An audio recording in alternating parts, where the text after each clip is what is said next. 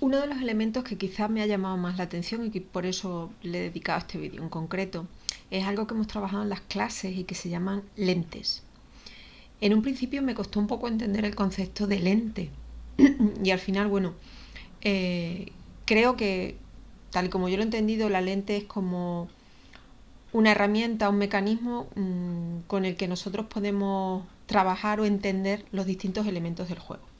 Y eso es lo que he intentado explicar un poco con esta presentación. Una de las lentes que hemos visto era la lente de la motivación. Fue la primera que trabajamos, la motivación y la emoción. He hecho aquí una pequeña lluvia de palabras de las ideas que a mí se me han quedado un poco más. ¿Qué es lo que motiva a una persona a realizar un juego? Bueno, pues puede ser un avatar, un elemento que nos identifica, los logros, los objetivos que tú quieras conseguir, el socializar, la misión mismamente, la competencia, las decisiones que se tomen, el que genera autonomía o nuestra propia autoexpresión. En general, la motivación tiene que ser algo que nos emocione, que nos induzca a entrar en el juego y a participar. Otra de las lentes que vimos fue la de la productividad. Y es curioso, porque siempre pensamos, o hasta ahora yo había pensado, o siempre lo había enfocado al juego como una pérdida de tiempo. Y al contrario, un juego puede ser tremendamente productivo. Nos puede servir, bueno, pues para generar curiosidad, para vincular conceptos, genera creatividad y feedback, el sentimiento de pertenencia a un determinado grupo, el sentimiento de pérdida y de evitar esa pérdida. El juego puede tener un significado épico y por supuesto tiene una progresión y un desarrollo que hace que nosotros continuemos con una historia y podamos obtener un resultado. La siguiente lente es la del por si acaso, la pérdida de la felicidad. Creo que es una de las lentes que más me ha costado entender. Entiendo en el sentido de la rentabilidad, de que muchas veces preferimos perder algo en un juego para ganar algo mejor. Y bueno, más o menos con esa idea me quedé. El balance entre pérdida y felicidad, pues las palabras que yo entiendo que se relacionan más es la toma de decisiones, la esperanza de conseguir algo mejor, el ganar, el riesgo, porque no sabe, quien no arriesga no gana, o la seguridad, si eliges una opción que no te permite arriesgar demasiado, la pérdida, en contraposición con la ganancia, la tensión de estar pendiente de qué va a ocurrir y bueno, pues las opciones que te ofrece el propio juego. La lente de cognición nos habla un poco de cómo funciona nuestro cerebro.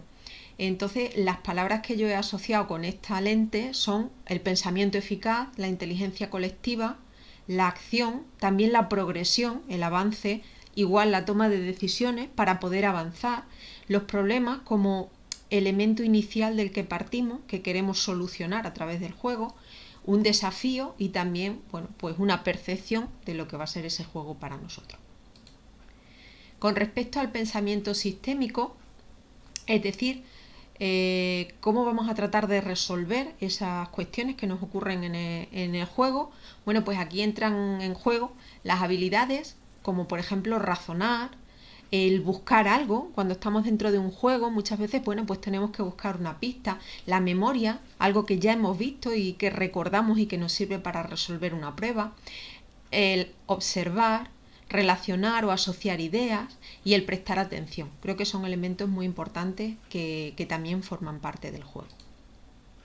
Con respecto a la gestión del juego, esta lente me gustó mucho. Yo ya conocía My Class Game, pero de las otras herramientas que hablamos en clase me quedo con Class Dojo, que la he utilizado para hacer y la quiero utilizar para hacer un proyecto de gamificación, para gamificar la tutoría de primero de la ESO, y Fantasy Class, que también es otro elemento que me resulta muy interesante. Con respecto a los ciclos de actividad, bueno, pues nos sirve para entender un poco cómo funciona la narrativa de un juego o la narrativa de cualquier historia. Así podemos tener loop, es decir, ciclos que van a tener pueden ser ciclos sencillos o pueden combinarse unos con otros. Dentro de los ciclos de actividad también hablamos de las mecánicas del juego, de cómo va a funcionar nuestro juego, cómo se activa ese juego, de dónde parte, las acciones que tenemos que llevar a cabo, los objetivos que tiene el juego y los resultados a los que llegamos. Y uno de los elementos que me gustó mucho es el de Elige tu propia aventura, porque de pequeña yo tuve libros de Elige tu propia aventura y siempre me han gustado bastante. Ludonarrativa o narrativa, aunque existe un tema, el tema 5 completo, que se dedica a la narrativa, y uno de los feedbacks que hicimos es un decálogo de narrativa. Bueno, pues también una de las lentes hablaba un poco de ello, de la narrativa. La narrativa puede ser lúdica o puede ser explícita en función de si la vemos desde el punto de vista de la persona que diseña el juego o de la persona que juega ese juego.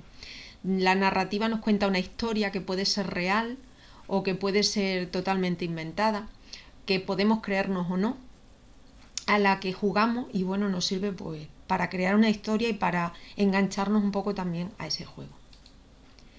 Con respecto a los mapas, en la lente de mapas vimos, o yo entendí, dos tipos de mapas. Por una parte están los mapas físicos que nosotros podemos crear para un juego y utilizando herramientas como Map Tool o Map Creator, pero también existen mapas que nos permiten crear itinerarios formativos, y de esta lente me quedó la herramienta Symbaloo, que yo siempre la había utilizado para guardar enlaces, y sin embargo he visto que se pueden crear itinerarios formativos de una manera bastante sencilla utilizándola. Otra de las herramientas es DeckToys, que tampoco la había utilizado, pero la verdad es que Symbaloo creo que sí que le voy a dar utilidad.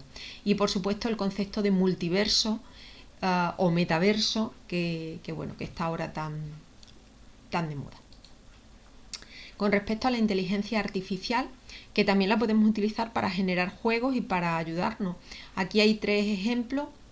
Quizá el de Narrative Device fue el que más me llamó la atención, porque te genera una historia de opciones donde tú pues vas eligiendo seguir un camino u otro, parecido a las historias que hablaba antes de Elige tu camino. iDougeon o GoodNoodle, que también son herramientas que nos sirven pues para generar historias o narrativas que luego podemos aplicar a un juego. También hemos visto algunas experiencias de aula, bastantes experiencias de aula y bastantes experiencias que nos ha mostrado Clara de ella o de otras páginas, y de la que nos queda un Wakelet bastante interesante. Y por último, creo la autoexpresión y la comunidad. Aquí tenemos constructor de videojuegos para autoexpresarnos, es decir, fabricar tus propios videojuegos, algo parecido a lo que hemos hecho con Gather, y también comunidad, el cómo compartir lo que nosotros hacemos. Clara nos ha hablado bastante de la plataforma Wix, yo no la he utilizado nunca. Normalmente cuando tengo que crear páginas utilizo Google Sites, pero no descarto trabajar con ella. Y Virtual Co-Creation o Crafting. Crafting era un concepto que yo no conocía, es el de mezclar cosas para obtener otras. Yo la primera vez que lo vi fue en el juego del el profesor Layton, donde teníamos que mezclar distintas infusiones y obtenía premios o avanzaba. Aquí hemos visto Minecraft, que tampoco lo he utilizado nunca, tengo curiosidad por probarlo. Doodlegod, que igualmente tampoco lo he utilizado, y Wonderbooks. Son 3 elementos que no he usado, pero bueno, no sé si le encontraría alguna utilidad.